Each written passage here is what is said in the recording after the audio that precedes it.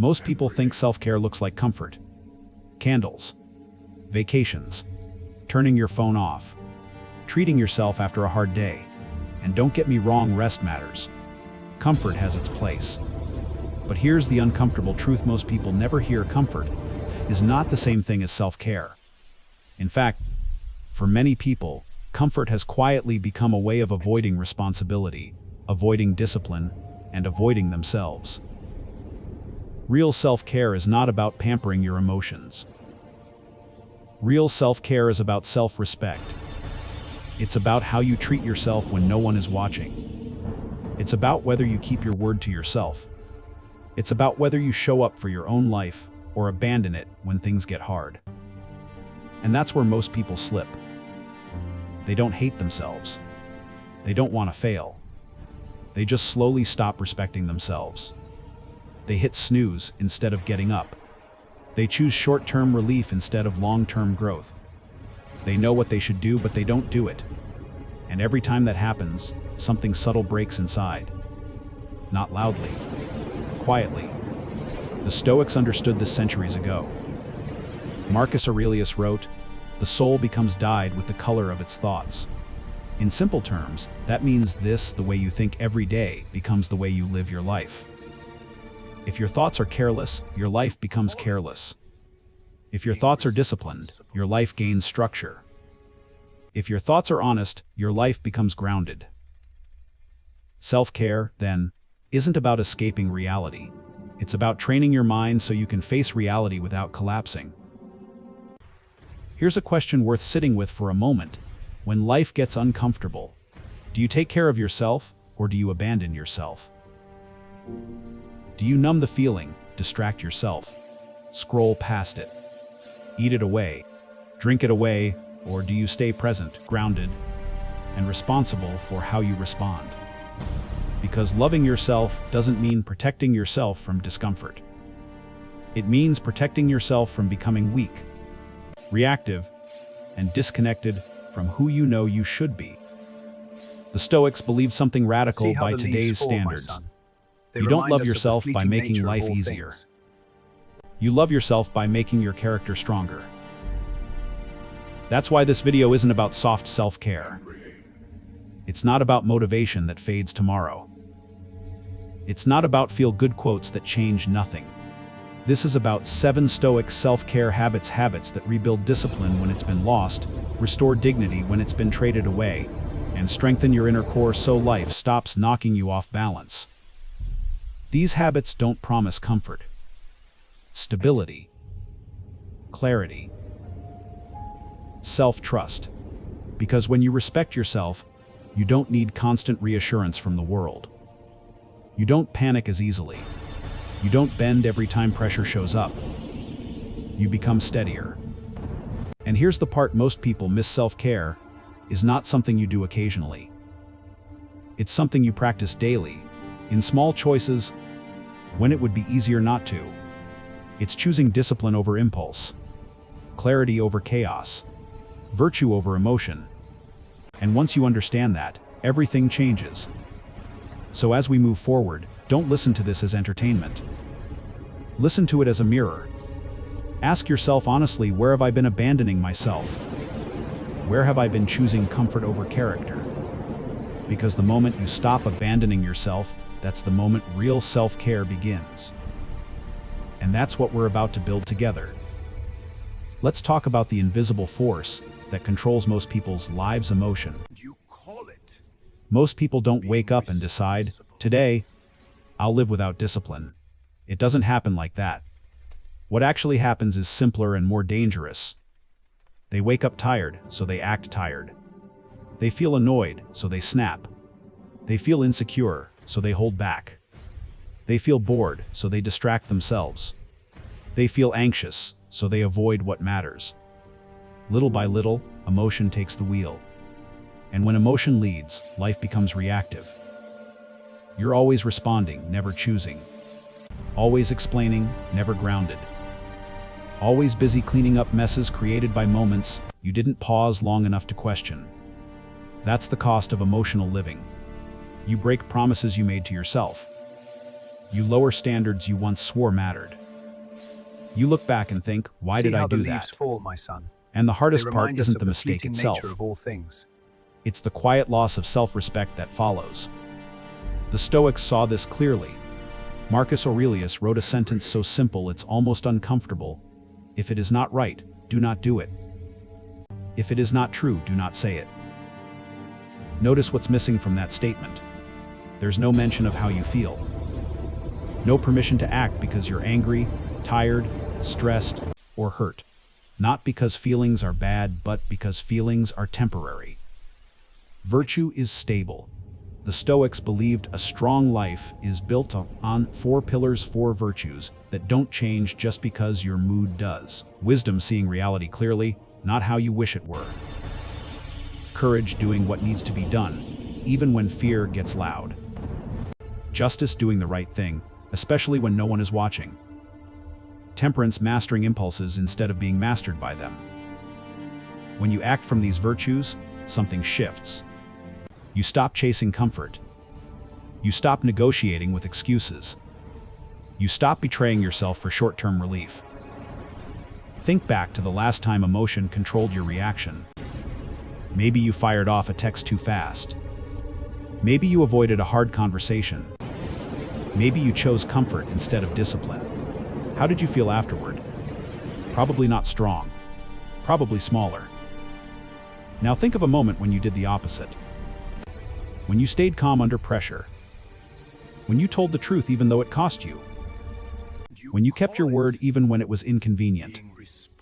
That quiet sense of dignity you felt afterward. That wasn't pride. That was self-respect.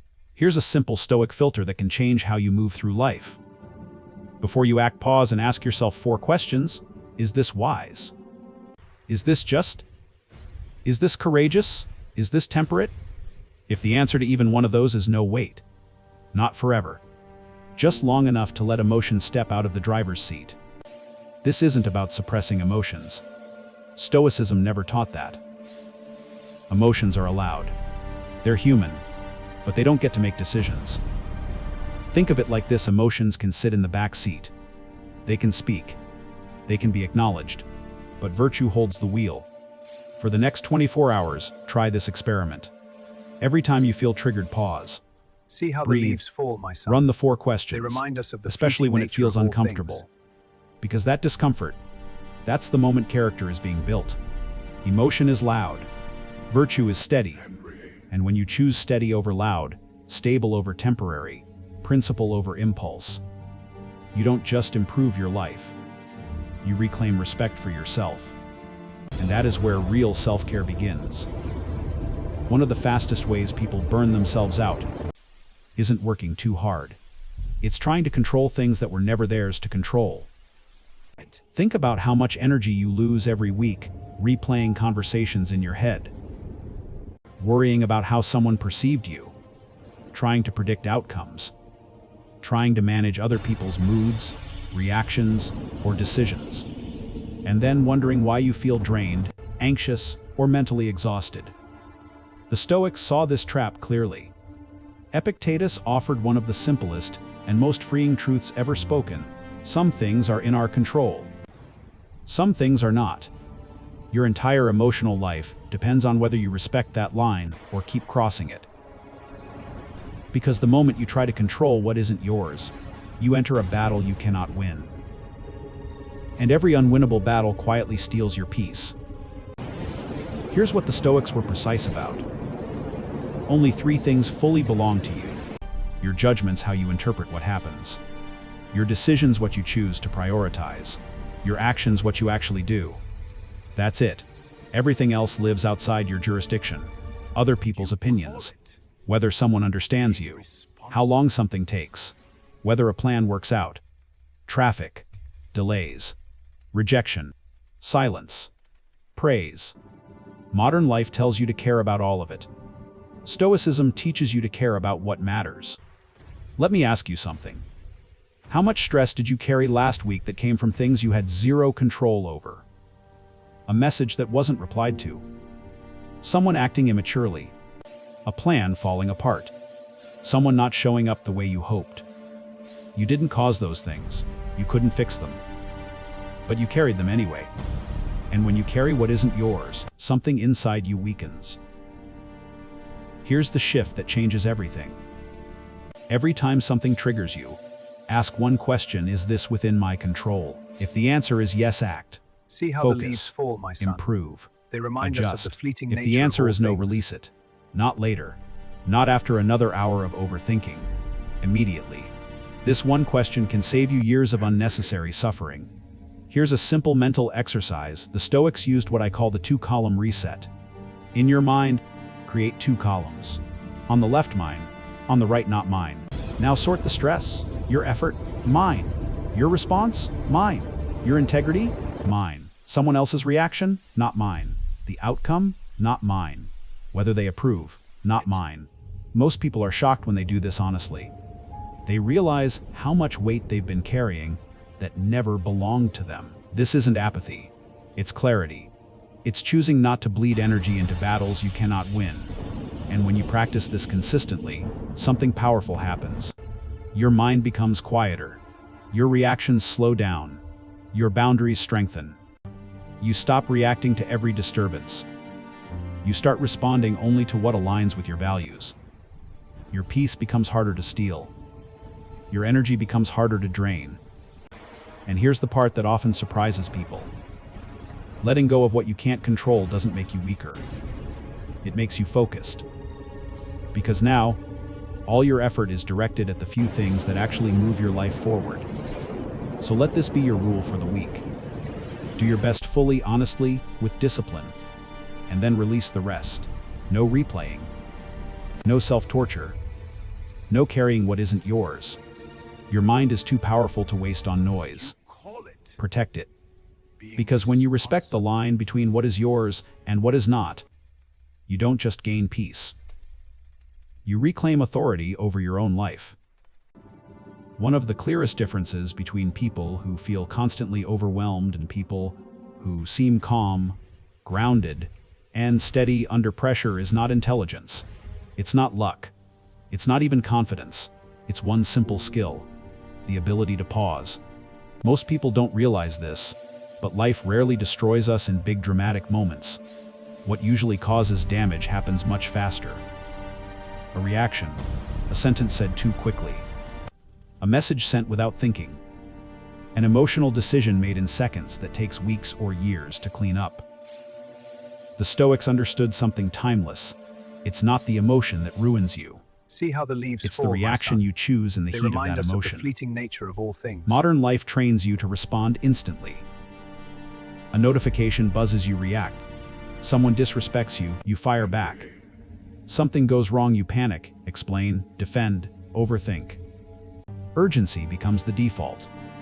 But urgency is the enemy of inner peace. Marcus Aurelius wrote a line that changes everything once you truly understand it. You have power over your mind, not outside events. Realize this, and you will find strength. That power lives in one place: the pause, the moment between stimulus and response. When you don't pause, you hand the steering wheel of your life to impulses, old wounds, insecurity, and emotion. When you do pause, you take that wheel back. Here's the truth most people never hear. Emotions are natural. They show up uninvited. But reactions are choices. And the pause is where choice lives.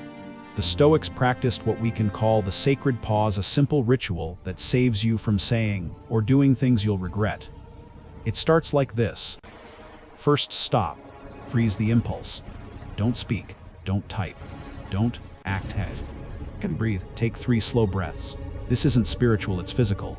Those breaths pull your body out of fight or flight and bring clarity back online. Third, observe. Name the emotion without judging it. Anger, fear, shame, jealousy, frustration. Naming it weakens it. Fourth, question the story. Ask yourself, what story am I telling myself right now? You call it True. Is this the only explanation? Most emotional reactions are fueled by assumptions, not facts. And finally, choose. Act based on virtue, not on the emotion of the moment. This is not suppression. This is refinement. You're not denying how you feel. You're directing it. Think of a moment when you reacted without pausing. A text you wish you hadn't sent. An argument that escalated. A decision made out of anger or fear. Now imagine the same moment with a 3-second pause. Different words. Different tone. Different outcome. That pause protects more than your reputation. It protects your dignity, your relationships, your peace. And over time, it does something even more important. It builds trust with yourself. You stop fearing your own emotions because you know they don't control you anymore. Here's a challenge worth trying. For the next 72 hours, do not respond immediately when a trigger hits. Pause. Breathe. Name the emotion. Choose deliberately, especially when it feels uncomfortable. Because mastery is not about feeling nothing. It's about choosing wisely while feeling something. A single pause can save your day. A habit of pausing can save your life. When you master your reactions, you master your life. Not by force, not by perfection, but by remembering, again and again, that you always have one quiet moment of power right before you respond. Most suffering in life doesn't come from pain itself. It comes from surprise. From the moment when something goes wrong and your mind says, "This shouldn't be happening." That single thought, "This shouldn't be happening," is where frustration, resentment, and despair are born. The Stoics understood this deeply. They knew that hardship doesn't hurt as much when you've already made peace with its possibility. Seneca put it simply, "He robs present difficulty of its power who has contemplated its coming." In other words, when you prepare your mind, adversity loses its shock. This practice is called premeditatio malorum, the premeditation of difficulties. It sounds dark, but it's actually one of the most empowering habits you can develop. This is not pessimism. This is preparation. Most people wake up every day secretly expecting life to cooperate. They expect traffic to be smooth, people to be reasonable, plans to work out, and when reality disagrees, they feel personally attacked. The Stoic takes a different approach. They say something will go wrong today. Not because life is cruel, because life is life. And that expectation changes everything. Premeditatio malorum means mentally rehearsing setbacks before they arrive. Not obsessing, not catastrophizing, simply acknowledging inconvenience, rejection, delay, loss. These are part of the human experience. Think about how athletes train. They don't practice only when conditions are perfect. They train in rain, heat, fatigue, so nothing surprises them on game day. Life works the same way. A simple daily practice looks like this. At the start of your day, imagine one small thing going wrong. Maybe a meeting doesn't go your way. Someone criticizes you. Your plans get delayed. Technology fails at the worst moment. Then ask yourself 3 questions. First, how will I respond with virtue? With patience? With honesty? With self-control? Second, what emotion might arise? Annoyance, anxiety, disappointment. Notice it now, while you're calm, so it doesn't ambush you later. And third, what lesson could I extract from this? Because every difficulty carries information if you're willing to look. When the moment actually arrives, and it often does, you're not shocked. You're ready. And readiness changes your emotional response completely. You don't spiral. You don't take it personally. You don't waste energy wishing reality were different. You adapt. One of the hidden benefits of this practice is gratitude. When you expect difficulty, every smooth moment feels like a gift. A quiet morning, a plan that works, a conversation that goes well. You stop taking stability for granted. Another benefit is resilience. Your mind becomes flexible instead of fragile. You stop needing life to be easy in order to be okay. Ask yourself this: how much stress in your life comes not from what happened, but from the belief that it shouldn't have happened? Premeditatio malorum removes that belief. It doesn't make you cold, it makes you calm. It doesn't make you negative. It makes you unshakable. Because when difficulty comes, and it always does, you don't panic. You've already been here. You've already faced it in your mind. And there's a quiet power in being able to say, "I knew this was possible." I'm ready. That's why the Stoics believed preparation was a form of self-respect, not to harden the heart but to strengthen the soul. Remember this line: prepare the mind and nothing breaks you. Not because life becomes easier, but because you become stronger. Most people think self-love means being gentle with yourself. But the Stoics believed something deeper. They believed real self-love requires honesty, the kind that doesn't flinch when the truth is uncomfortable. Because an unexamined mind doesn't stay neutral. It becomes a prison. When you avoid looking at your thoughts, your patterns start running your life quietly. You repeat the same mistakes. You react the same way. See how the leaves You fall, tell my yourself son. the same They stories. remind us of the fleeting Not nature of because all you're things. broken, but because you've never slowed down enough to face what's actually happening inside you. That's where journaling comes in.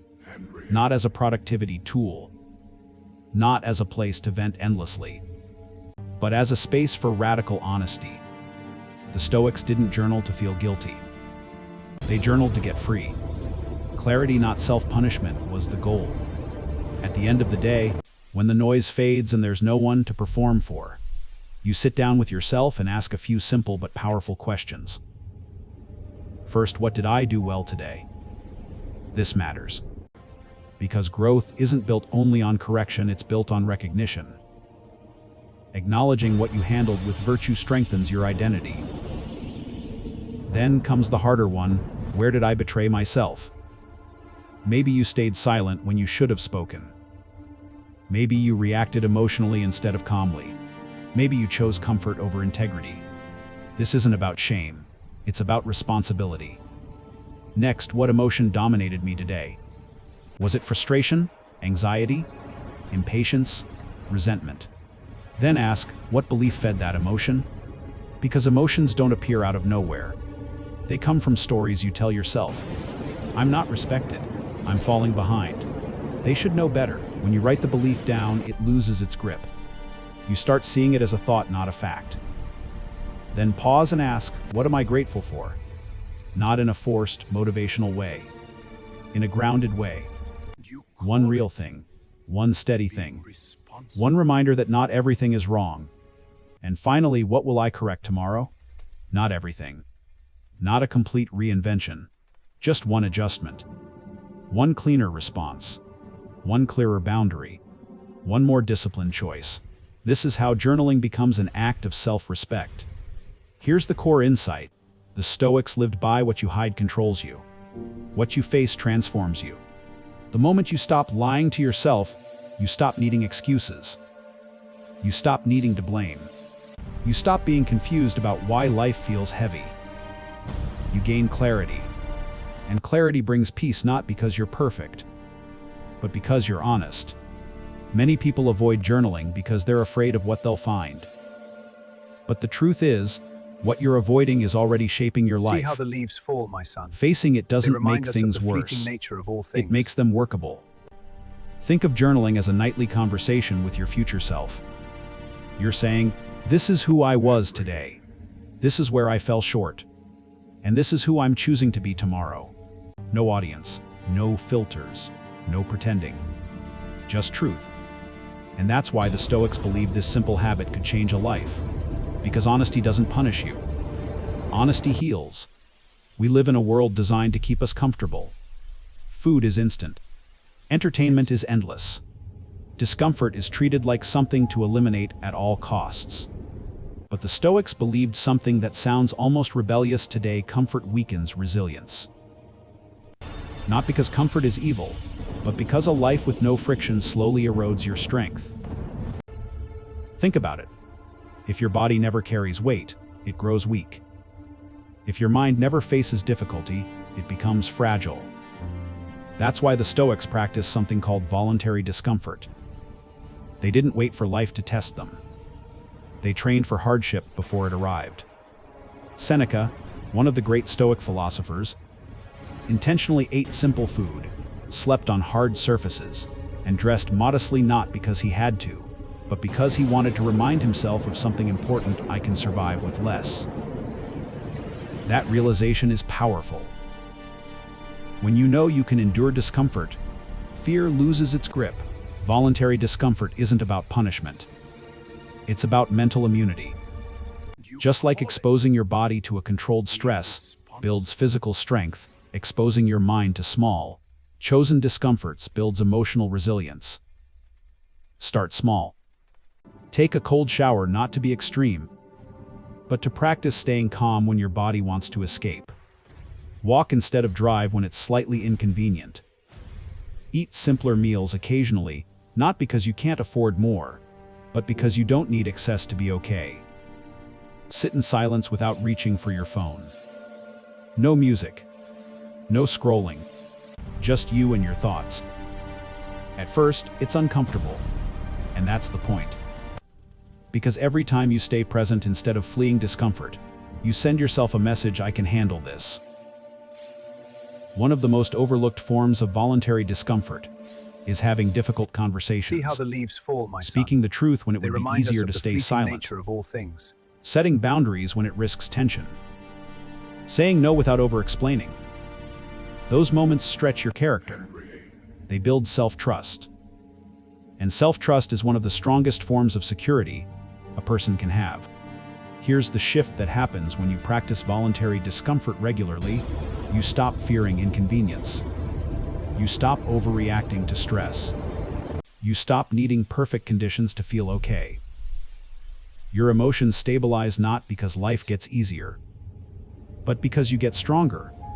Most people try to build confidence by avoiding hard things.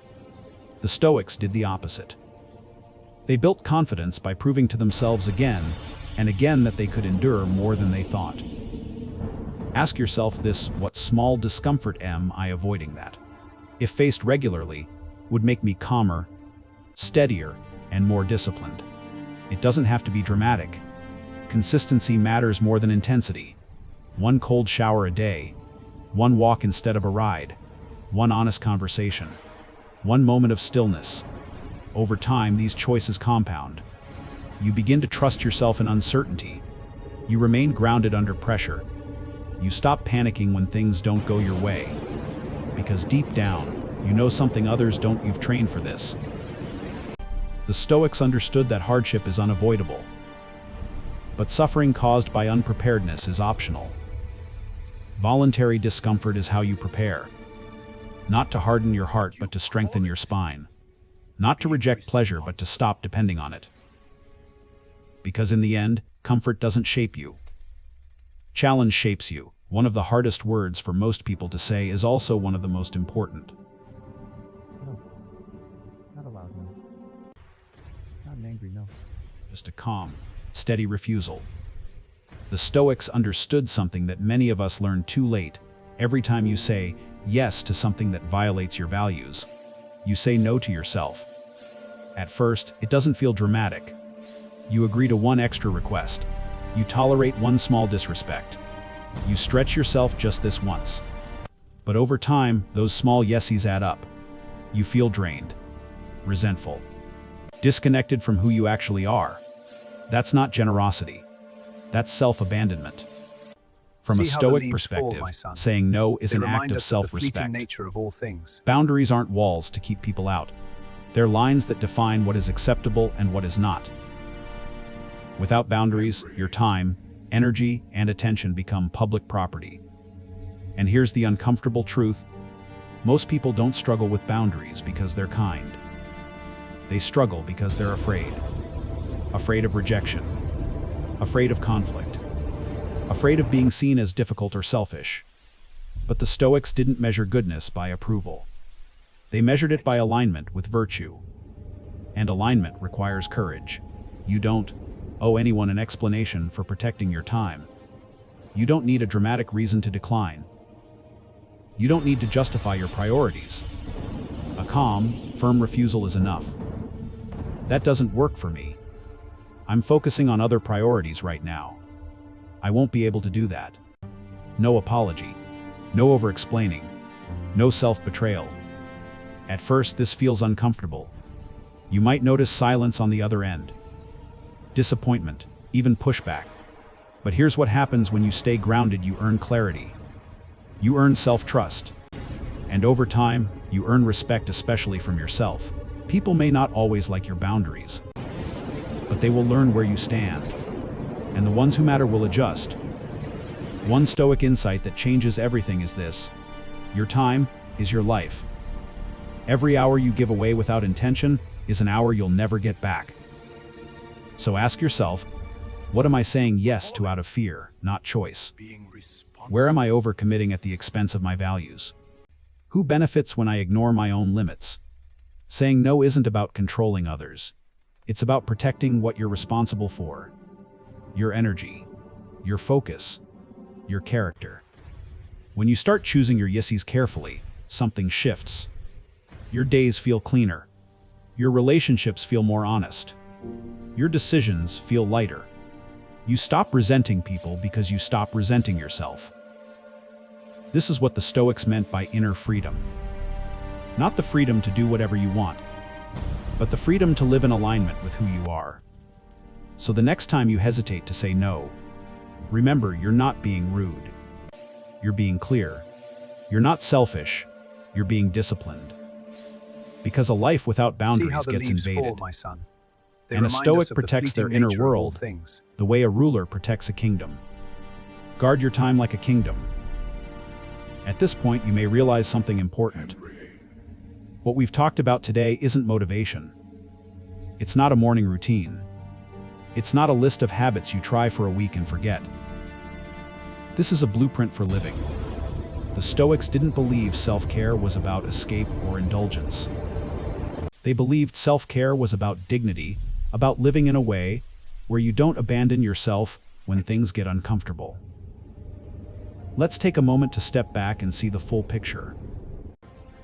You choose virtue over emotion, so your actions aren't ruled by impulse. You focus only on what you can control and let go of the rest, freeing your mind from unnecessary weight. You practice the pause, giving yourself space between stimulus and response where wisdom lives. You prepare for adversity, so difficulty doesn't shock you or steal your peace. You commit to radical honesty, facing yourself clearly instead of hiding behind excuses. You train through deliberate discomfort, building resilience before life demands it.